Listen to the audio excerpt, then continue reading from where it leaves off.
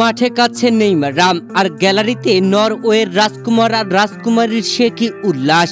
রীতিমতো নেচে নেচে উল্লাসে এ কেমন কাণ্ড তাদের। প্রিয় দর্শক, বিশ্বকাপে ব্রাজিলকে বিদায় করে দিয়ে কোয়ার্টার ফাইনালে জায়গা করে নিয়েছেন নরওয়ে, যেখানে এই ম্যাচে মাঠে নেমে প্রথমার্ধে কোনো গোল হয়নি। ম্যাচের 3 মিনিটে অফসাইডে গোল বাতিল হয়েছে নরওয়ের। তবে ম্যাচের 14তম মিনিটে পেনাল্টি থেকে গোলও মিস করেছে ব্রাজিল। দুই দলের কোনো দলই প্রথমার্ধে গোল করতে পারেনি। তবে দ্বিতীয়ার্ধে এসে একের পর এক আক্রমণ করেছে দুই দলই। মুহুর্মুহু আক্রমণে চমকে দিয়েছেন নরওয়ে।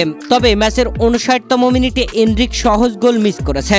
এই ম্যাচে ভুলের মাসুল দিতে হয়েছে ব্রাজিলকে, যেখানে ম্যাচের 79তম মিনিটে নরওয়ের প্রথম গোলটি করেন আর্লিং হালান্ড। এরপরে ম্যাচের 90তম মিনিটে আবারও গোল করেন আর্লিং হালান্ড। হালান্ডের জোড়া গোলে 2-0 এগিয়ে থাকা নরওয়ে 90 মিনিট শেষে অতিরিক্ত যোগ করা মিনিটের 10 মিনিটে পেনাল্টিতে গোল হজম করেছে। পেনাল্টি থেকে ব্রাজিলের হয়ে গোলটি আদায় করে নিয়েছেন নেইমার জুনিয়র। ব্রাজিলকে এই ম্যাচে 2-1 ব্যবধানে হারিয়ে বিশ্বকাপের কোয়ার্টার ফাইনালে জায়গা করে নিল নরওয়ে।